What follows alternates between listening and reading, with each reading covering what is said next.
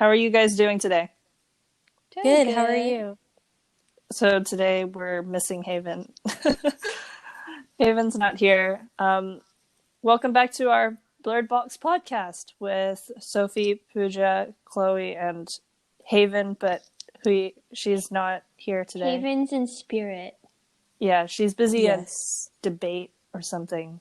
Is that what she said? Yeah, I think so. Yeah, debate tournament.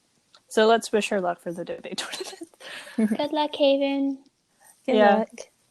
So today it's going to be talking a bit more about, let's say, world events. Yeah, so I guess going on, like, you guys seen the news, right? For like the COVID-19 coronavirus hitting everywhere. I've seen it every day. Yeah. Yes. Yeah. How much are you guys like getting coverage on that in the US?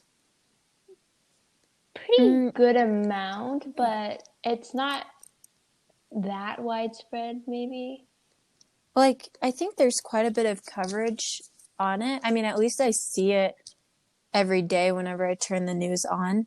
Mm-hmm. But I'm sure there's even more, like, in other parts of the world where it's more prevalent. Yeah. I mean, for us, we're definitely, like, we have a lot more in my side of the world. So, like we've mentioned in the previous podcast, I'm currently based in Hong Kong. So I'm in, like, the midst of a lot of things right now. So if you have been living under a rock and you don't know what we're referring to as the coronavirus COVID-19, the COVID-19 is just the coronavirus that originally first appeared in Wuhan. So what it was previously known as the Wuhan virus. It's spread now to 54 more countries outside of China, which has alarmed, the World Health Organization. And recently they've just increased the global risk from high to very high. So it'd be a bit concerning if you didn't hear about that already. And it's spread to, I think, the Denmark, Estonia, Lithuania, Netherlands, and Nigeria all just reported their first cases. And that was linked to Italy. So I don't think that's much of a surprise either, considering Italy's a very large hub to travel to other places in Europe. And considering also Europe's, borders and how everyone just passes through and goes in and out driving through the country. It's like similar to America, I guess, when the first cases appeared for you guys. Yeah. And also I just saw on the news, like 2 hours ago, a man from Washington just died from the coronavirus, which is the first U.S. death. So that's pretty big. I just pulled up the news just to see, like, if there's any coverage now, and that was the first thing that popped up. Yeah. Wow. I mean, so the panic must be inducing, like, a lot higher for all you guys then, Yeah. right? It says, I think they're trying to impose new international travel restrictions in the U.S. Mm-hmm. Yeah. because of this death. So, yeah, it's definitely inducing a lot of new panic. A lot of fear, too, right? Oh, yeah, for sure. Yes. Yeah. And the fear is definitely, I think, so what I've noticed is that, and I think a lot of people have also noticed, that fear that people are stemming, they've now, out of that fear, they're blaming the Asian Americans or anyone who looks Asian, right? So there's a lot of xenophobia surrounding that now, too, isn't there, for just the virus? No, yeah. Yeah. Yeah, exactly. I saw in the news the other day. Sorry, Sophie. No, you go ahead. Go ahead. Yeah, I saw in the news the other day about this guy who went on the train with some, like, other people, and there was, like, a woman of Chinese descent, and he was just, like, cursing and, like, saying such mean things to her, and, like, saying how, like, it's, like, their fault for starting this virus, when really that's, it just happened to be in China, but it's not anyone's fault for the virus. Exactly. Yeah, I completely agree with you. It's only by mere coincidence. And, like, it's really disappointing, actually, to see this all happen again, because there are things like, well, there have been multiple cases like this in the past that have happened, right? These kind of pandemics, and they pin it onto, like you said, the virus, or whatever virus it might be, it's coincidence of where it appears first, right? And it's not their fault for inciting. It's like have you guys heard those conspiracy theories on the news that it's like, what did they say? China concocted this virus and decided to unleash it on the world. Oh my gosh. Yeah. A bunch of I read about that. Yeah, a bunch of like lies. Yeah. Yeah, like throughout these like past like couple of months, it's just I read all of these stories about people specifically of Asian descent, not just Chinese descent, Asian descent. Yeah. And that's actually representing how ignorant we are on like distinguishing between them. Yeah. But all of these people are just, I've read all these stories about people being harassed and like assaulted, ridiculed, made fun of, kept in social isolation just because of the color of their skin or their ethnicity or race. Yeah. And it's really sad because people keep saying that they're doing these inhumane acts for the protection of their own well-being.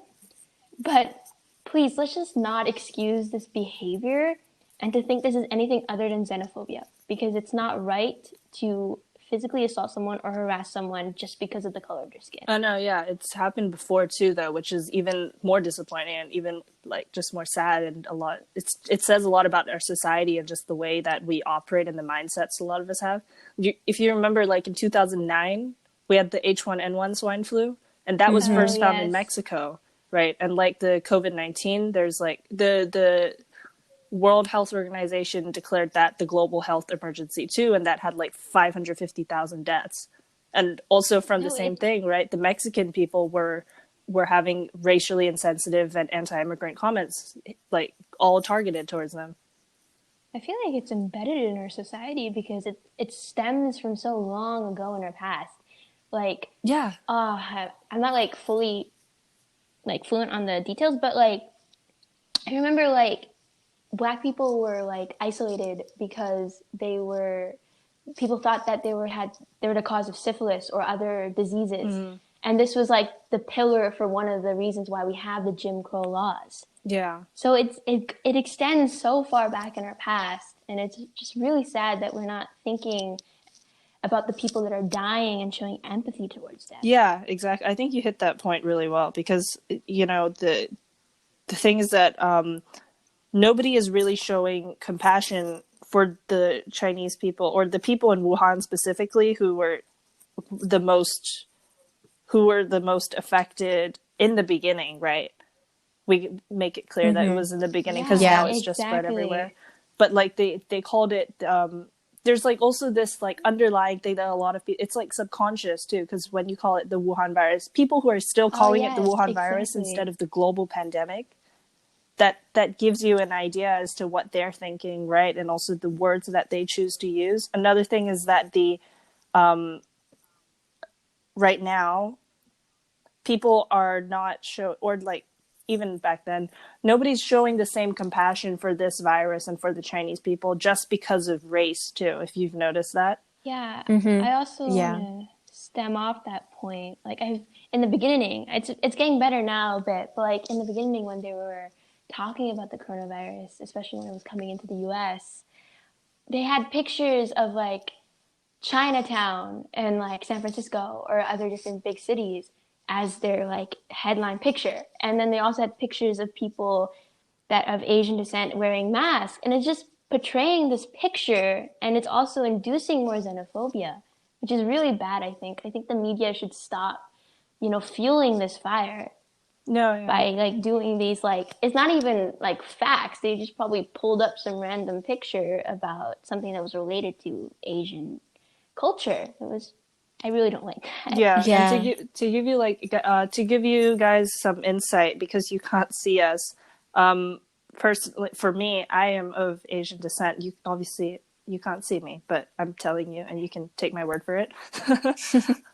I'm proudly of Asian descent, of Chinese descent. Ancestors were stemming from China, and they've moved their way down to Australia and to other parts of the world, to Malaysia and stuff. But in the end of the day, my ethnicity and my race is of the Asian category and Chinese. But this whole pandemic and just the world's reaction and the xenophobia, the racism with it has made me feel ashamed of my ethnicity, which isn't right. Just because I'm of this ethnicity, when I go out in the middle of the public or bus stop, people will like look at you, or like, specifically, I guess people who aren't of the same race, right, would put on their mask and be like, I'll breathe, and they'll be like, oh, she's got the virus. And like, oh, that's so sad. Yeah. I can relate in a way, of course not the same, because I'm not of Asian descent, I'm of Pakistani descent, so South Asian more. So like when the terrorist attacks were like pretty rampant, just because I was Muslim, people were like calling me a terrorist, or like asking me like, are you gonna put on a vest and like suicide bomb us or something? It was pretty bad, and it's kind of sad because it's not like I can change this thing about me. I was born with it, and I'm proud of it. But I remember there was a time in my life where I was like obsessively putting sunscreen on my face so I wouldn't get darker, because I thought being paler would make me fit in more and would make me more lighter. And I haven't done that for a long time, and I'm more proud of like who I am. Oh no, yeah. But it's really sad that people just like put their backs about people who are hoarding and just like isolate a certain race. No, yeah. I think it also depends on like the environment that we're in, right? I think in America as well. I think most people, I've seen an article about this, and like, it's not just, I don't think it doesn't matter what race of minority you might be. It's just, it's funny for me to say Asians are a minority because we're actually like the biggest population in the world. Yeah. We're a majority. We're not a minority, excuse you. But yeah, so like in America, let's say, or just most part of the world, or like even the way media portrays it, let's even just go down to like the most shallow level of like beauty standards, for example. Because another fun fact, we're all girls, so that's another thing like to throw in there. We're feminists. We're minorities in every way. Yes. We're in every way. Yeah. So like for girls, it's in particular, right, in society, the way that we're looked upon, also not subconsciously, but just the unspoken kind of, I guess you'd say, what would you call it? Like the skeleton, or like the makeup of how a woman has to act, or even a girl has to be put together in society, right? There's a certain beauty standard, or that like the media might put up, right? You're blonde if you have blue eyes. That's kind of like that's Barbie, isn't it? Yeah, it kind of goes together. Oh yeah, it is. Isn't it? Yeah. Right. And I've had friends growing up, it doesn't matter what descent they are, like Sophie's of Pakistani descent. I'm of Chinese descent, and then Pooja, actually, I'm of Indian descent. Yeah. Right. So no matter what descent you are, when you're put into that circulation of this is what everyone wants to look like, Barbie.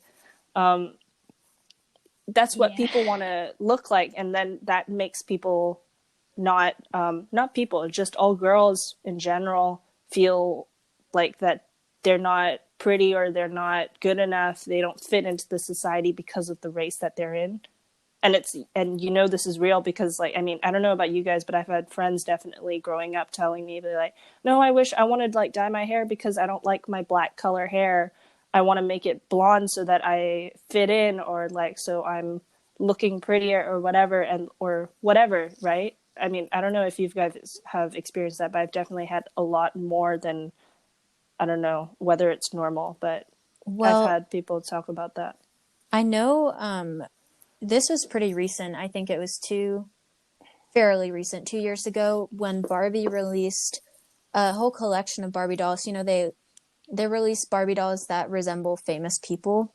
And one of the famous people that they chose to make a Barbie doll out of was Frida Kahlo, who's a famous, I think I pronounced her name correctly. She's a famous artist, but she's known for her unibrow and, keeping her facial hair. Mm-hmm. But in the Barbie doll, they decided to remove the unibrow to make it, conform more to the Barbie doll picture. But they got into trouble because it didn't actually resemble who she was as an artist or as a person by Sure. trying to make her fit the Barbie doll mold. And so that's definitely something that I think nowadays they're trying to create Barbie dolls of different body types and, you know, different skin colors and not just the traditional blonde hair, blue eyed. But still, it kind of gives off that impression of making people conform to a certain standard, even when they are unique in their own way, and they should appreciate that. Yeah, of course. Yeah. I think you definitely said that right. I think, yeah, there's still, of course, a lot of beauty standards that are just embedded in our society at this point. But I do think we should appreciate that there is a new wave coming where our different body types are more uplifted than before, and everyone's being accepted for who they are. And I know that I've experienced that. When I was younger, I always wanted to be more thin. I wanted to look a certain way. I wanted to basically fit into society's mold. But nowadays, I've become way more basically comfortable in my own skin. And I think that's also due to how society is changing for the better. Of course. Even though there's still so many problems, but still. No, yeah. I think the important takeaway that I guess for people who are listening as well, I mean, if you're in our school as well and online, the benefit of that is that you can't really see us. If anything else, right, being online, you only see the top part of what we look like on screen. But when we see each other in person, I don't know what that's like or whether it's any of relevance, but for girls and everything. Oh, sorry. Yeah. Oh, no, you're right. Like when you just see the top half of each other on screen, at least in my experience, when you meet them in person, like you don't know what they're going to look like or what their body type is or how tall they are. So it's definitely something that, it's something that it removes a certain pressure. Yeah, right, exactly.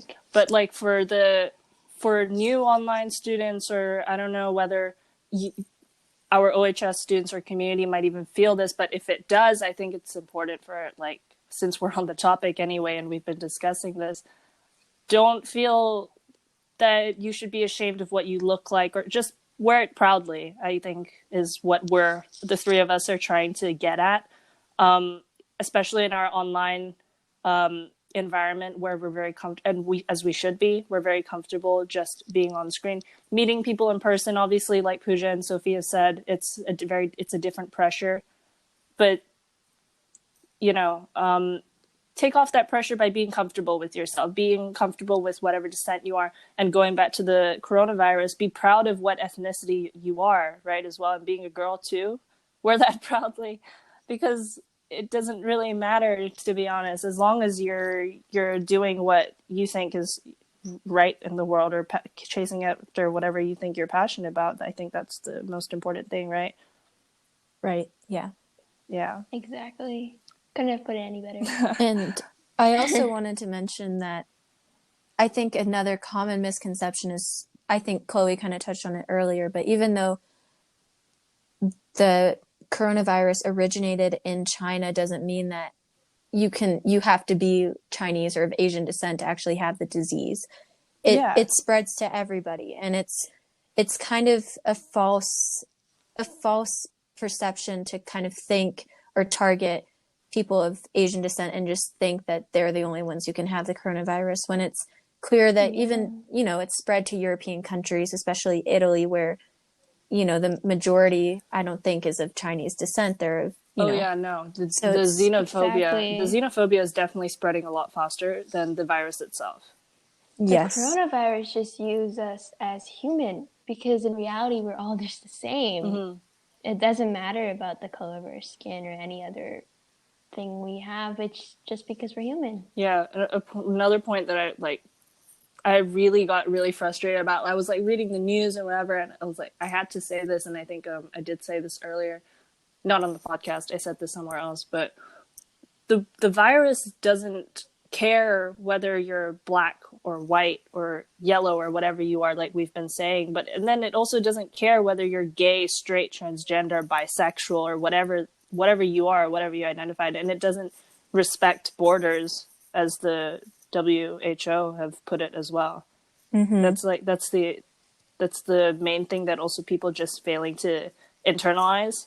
But it's just that panic, right, and the naturally induced fear that drives them in that direction, I guess. I mean, also, what is the panic for you guys, or like, what do you guys feel is just the fear level of where you are? Because like, you can usually feel the level of stress and fear in the environment of where you are, and I can definitely feel it's high here in Hong Kong. Definitely, it has risen in my area. I live in the Bay Area, California, so it's definitely risen because in like January, no one really cared about it, to be honest, over here. It was just something that was far, far away and it wouldn't reach us. But that's not true because the coronavirus, like you said, respects no borders. So it's definitely rising, especially since we have about 60 cases in the United States. And like Pooja mentioned, like in the beginning, we have our first death.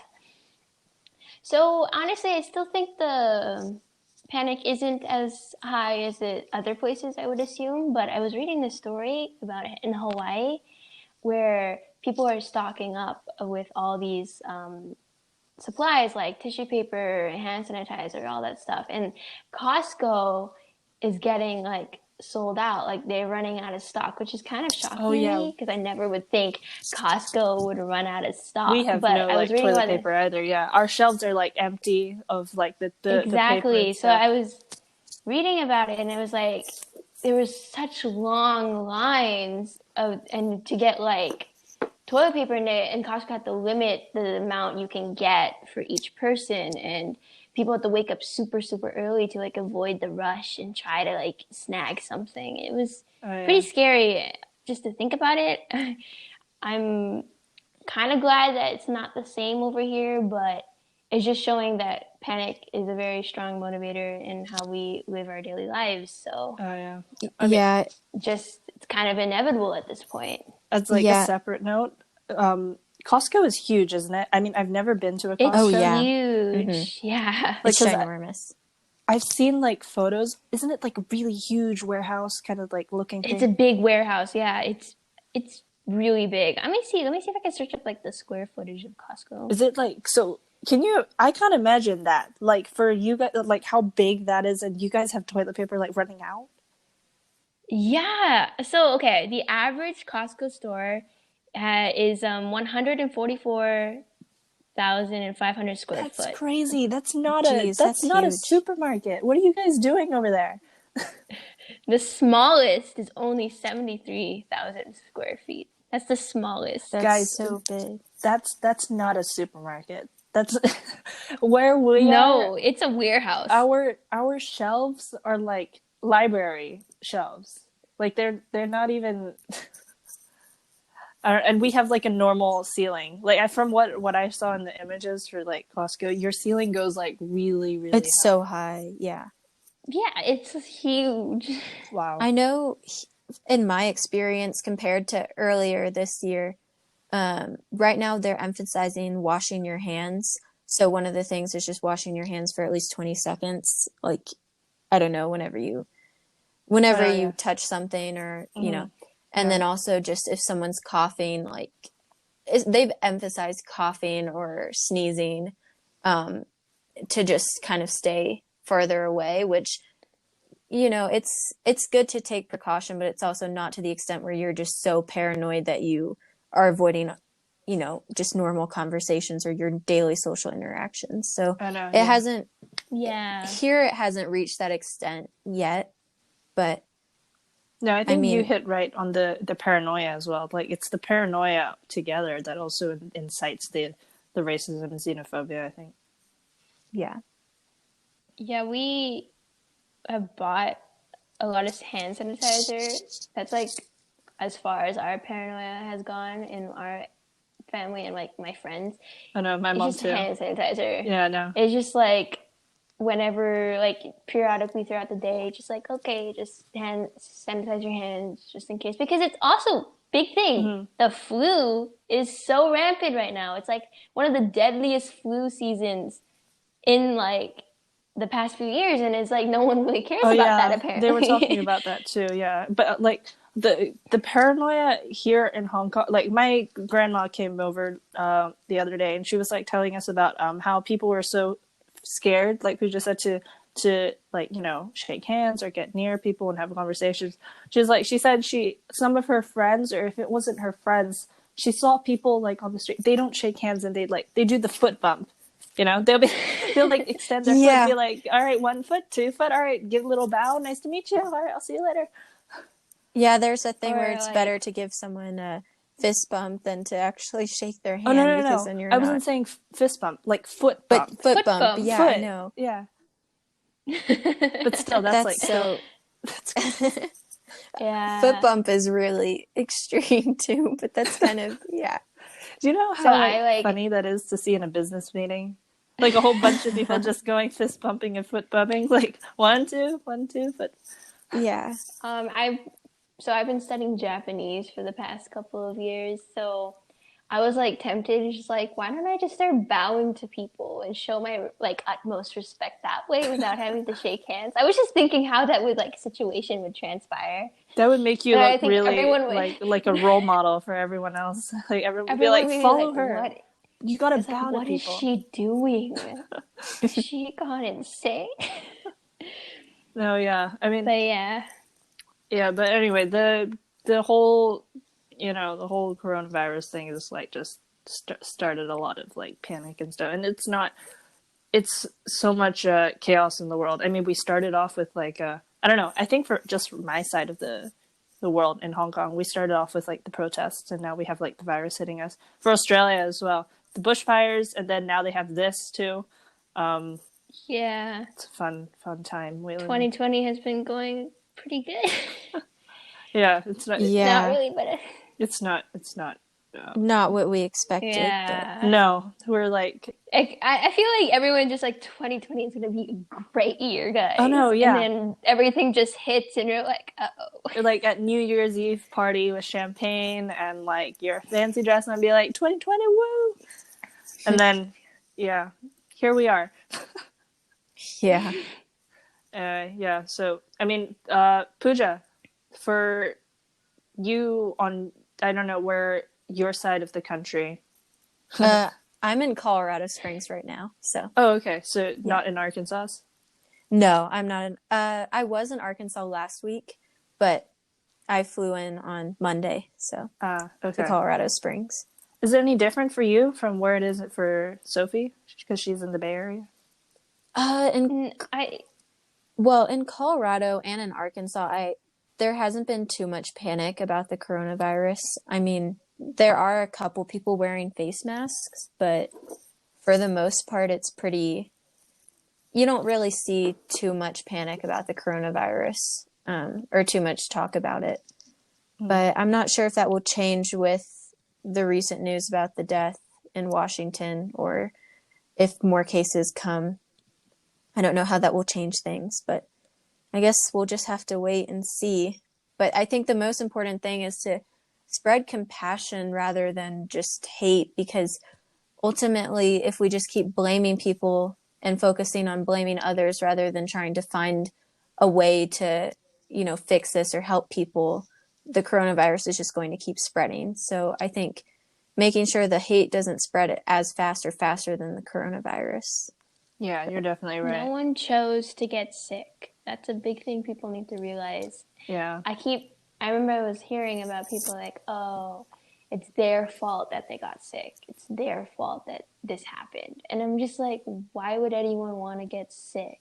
Why would anyone want to spread this? Why would anyone want to do that? The thing is, like, also the compassion that's being spread for this particular case, for like when it just started in Wuhan, it was actually really embarrassing, because if you look at when the Notre Dame burned down, do you remember the church? The church. Yes, I do. A church burned down, and people were spreading compassion for the church. for the church. For a building. For a building. And when the Australia woodlands fires were burning, they spread compassion for the animals. So what about our own kind and our own human society and people who are losing their families for their families, their loved ones, their grandmothers, grandfathers. Where's the compassion for sharing that, right? It's embarrassing, I think, and that when you put it that way and you contrast it to like when the church burned down. I remember all the pictures on Instagram. Wasn't that like a trending hashtag on Twitter? Yeah, Yes. everyone was changing their profile pictures to the French flag, and just a lot of support by celebrities and just through social media, especially. Yeah, and now when it's just because it's hit in China, it's not the same reaction. Yeah, I think it's correlated strongly with like sickness and disease, which is really bad, honestly. Yeah, But And the problem is, like I said again, it's embedded in our society, and we need to somehow change that. yeah, and it's not just, it hasn't just affected one area, it's actually affected the whole entire world economically and people's livelihoods. Like they can't go to their jobs like they usually do. Oh no, yeah, schools are shut down. Yeah, schools are shut down. Like education is in those areas, they're lacking because they have to stay at home. And so, and like you said, the businesses are like tanking. Like the U.S. stock market is like going down at this point. I know like Chinese restaurants, I read stories about it, about how they used to be like booked so far in advance, but now like barely anyone would show up. Yeah. And just like planes, conference venues, all these things, it's disrupting the entire world. I mean, it's not limited to one country. For, I guess, on one bright side, my sister, who's 10 years old, she goes to a brick and mortar school. Her school shut down. She's not like returning to school for another few months, but she's very, very happy at home. If that's any consolation. She's like, she's laughing in her sleep. She's having a blast. She's like, I don't have to wake up at 6 a.m. to go to school. And she's like, I could stay home. I can sleep until 10. I have food at home. I don't have to go out. So she is happy. But I'm sure it would be probably nice for a 10-year-old to know that they don't have to go to school for a while. Yeah. But but we won't have that, will we? How is she doing? Do you know how they do their work? Are they just stopping education completely, or are they getting work in some way? Yeah, so they're doing virtual learning now. So pretty much a lot of the schools, including Italy, I saw this in the news, that they're all turning to virtual learning now because they can't do it physically. The grounds have been shut down, right? So they're holding online seminars similar to us, but with a lot less structure. So it's a lot less a lot less effective, which is a shame because it's time wasted from her end. I think when they try to set things up, but the thing is that they still try to continue it, right? I think what else do? They try to hold weekly seminars or like every day, and they try to use Zoom, but they have obviously their structure wasn't set up like ours for OHS, which is a lot more intense and structured since the beginning. But the thing is that they're putting effort into it and they're trying to do it, which I think is good. Yeah, at least they're being proactive and making sure that they can still do school in some way. So. Mm-hmm. Yeah. But like the interesting thing is that she's not. What did she say? She was like, I was like, do you not miss your friends? Like, you don't miss going to school? And she's like, no, I'm great. I was going to ask that too. Like, what about her friends, saying bye to them? Yeah, like from my dad's friend or something. He was telling us at dinner, saying like, oh yeah, he was talking to his colleague and his daughter was like crying, saying like, I want to go back to school and I want to like be with my friends. And my sister, on the other hand, is still fast asleep and going like, oh, I don't miss them at all. I'm happy here. Yeah, I mean, I can relate in a way, but since we go to OHS, like we're used to the online virtual environment. We meet our friends online, but I can relate through like soccer, since soccer is like a big part of my life. So if I can't go to practice, I'm seriously gonna be like really sad. Yeah. and I'll be missing that, of course. But you got to imagine, it's just gonna disrupt our lives, right? just how we function. It must be daily. really disruptive for them to be going from. I'm talking about the brick and mortar normal. Like the way that school was traditionally meant to be, going to school in person, like doing that, right? I mean, Pooja, you and I have actually been to brick and mortar school before. Like Sophie's been homeschooled most of their life, but since kindergarten. Yeah. So you've had. What do you think it is like? Do you think it's really hard hitting, or like how is that transition? Do you think for a lot of them who have to suddenly do virtual learning, given like we've had that experience? I think the main thing is just the social aspect. I think especially OHS has handled it well and managed it well because you get to see your classmates and people on screen. But I think the physical, like being next to a person or sitting down in a classroom and having, a teacher just standing in front of the room, I think that is the most, like, that's the thing that kind of hit me the hardest, is not actually physically being able to feel anything other than the computer in front of you. Sure. Yeah. Because, like when you're in a classroom, you actually like physically raise your hand rather than mechanically like raise hand, press a button. Press a button. Fun fact, we also have like the smiley face button, right? And we have the good. We applause, and I love, like, everyone finished their presentation and everyone just like clapping. Yeah, the applause like, is virtually. fun. Yeah, we've got fancy virtual school. Yeah, but I think just actually being like in person with other people is the main thing. At least for me, that's how it was. Because when you do see them in person, like at OHS events, it's so valuable because you haven't seen them in a while. But oh yes, exactly. Yeah, the time in school is a lot longer too, isn't it? Yes, that's true too. It's 8:30, at least for me, it was 8:30 to 3:30. And wow. Yeah. 8:30? Yes. We have a nice system here at OHS. We do. We get to choose, This feels so much better than actually having to be in school from 8:30 to 3:30. You have more time to do other things. But when I first switched, I was like, I mean, I had a lot of work to do because, OHS isn't easy, but still, when I had such long gaps between classes, I was like, wow, I have so much time. But yeah, the transport as well, right? Commuting back and forth, and also being there, like you have to be there for breaks, you have to be there for filler okay, I wouldn't call it filler classes, they're still important, but like for us, but it's really nice, especially like no commute. I would say just like 5 minutes before your class starts, like, oh wait, I have to go to class. Like, here's a fun fact for OHSers: we are online and we mainly go to class in our pajamas. That, like, come on, you can't argue. We've all that. done it at least. Yeah, once. If you're not going to class in your pajamas, what are you even doing? We wake up missing out 5 minutes before class. We turn it on, and like, because also here's another thing: we get a tardy, I think, when you're 30 seconds late. Right after the time it starts. So I'm guilty of doing this. It's like 9:59, 55 seconds, and I'm like only waking up then. I'll be like, okay, quickly turn it on. And, like, yes.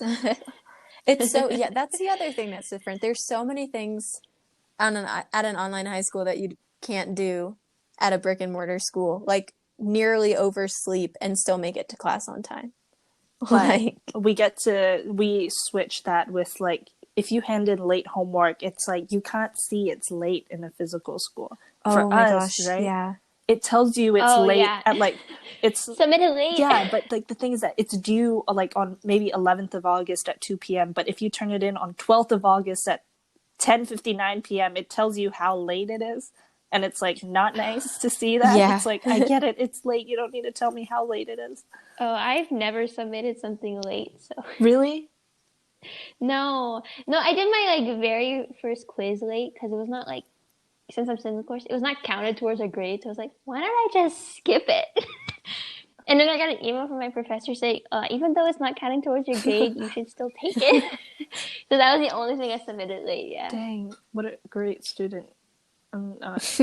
Can't relate. I mean, if you get extensions too, they usually they Yeah. can't change it for the individual person, so No, that yeah, it also shows counts as it's like. late. But it's never got an bold extension. and in red, Yeah. so It's just worse. Yeah, it is. Yeah. It's like, even though you've got an extension on And you that, see it on your like grade book and everything. yeah, yeah, it's it great. follows you everywhere. Yeah, and like you get that notification bell at the top too, because like when you know you have an extension for it, but like it tells you it's like, this is missing. Where the hell is it? Like, turn it in. Yeah, it's a fun experience. Yeah. But anyway, I think we've covered a lot today. We did cover quite a bit. Yeah. Yeah, so it was really nice. A main takeaway for you guys from this episode. What do you guys think? Do you want to summarize it? Empathy, compassion. Yeah, I think that... Don't spread the hate. Yeah, just be understanding and treat everybody equally, and understand that the virus wasn't anyone's fault, and so we should blame the virus, not any other person, not any individual person or any ethnicity or country. Oh no, so let's not blame the virus. What if they get upset and they decide to spread to people? Conspiracy theory. They have feelings too. They have feelings too. But yeah, Let's just not blame anyone or anything. Yeah, no. And let's just focus on helping one another. Exactly. Yeah, I think we've raised like the racist issues, feminist issues, and xenophobia. We raised a lot of issues today, but our summary from you guys today is just to be safe. That's number one. Like Pooja said earlier, wash your hands for 20 seconds. Be aware of the xenophobia and try to educate those that don't understand it, because I think that's important as well. If you see it, maybe try not to get yourself physically involved if it's like a beating or something, or I don't know. Like, don't go to that extent, but I mean, but if no one's gonna help them, exactly, try and help. Who else is going to? Yeah, but I think just be careful. That's a very theoretical scenario.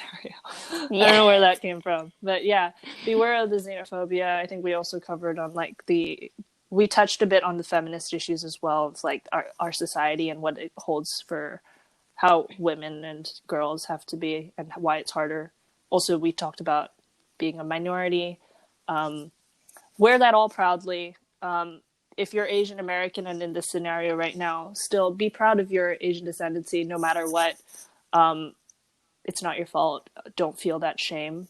Like Pooja and Sophie have said, it's the virus's fault. It's not it's not pinned on any race, any ethnicity. And what did we also talk about? We talked about like the beauty standards. That's another thing. Throw it straight out the window into the rubbish bin. So yeah. And yeah. And then just a little bit about OHS, I guess, still. Differences from online school and brick and mortar, which was a good way to... Best of luck to those who are transitioning into our world of virtual learning. You'll get the hang of it. It's certainly easier than waking up at 8:30 to go to school. Oh, sorry, sure. 7 a.m. for like Pooja said. It starts at 8:30. It starts at 8:30, yeah. Yeah. Oof. But anyway, yeah. So that was our episode for today. We hope you guys enjoyed. Stay safe, and let's spread more compassion and empathy for those who need it than hatred. Anything you guys have to say left? Nope, that was well said, Chloe. Yeah. All right. Well, thank you guys for joining us today. We'll see you next time, probably next week because we have midterms coming up, but see you next time on our podcast to discuss more interesting things. All right. See you guys. Thanks Bye, for guys. listening. Bye.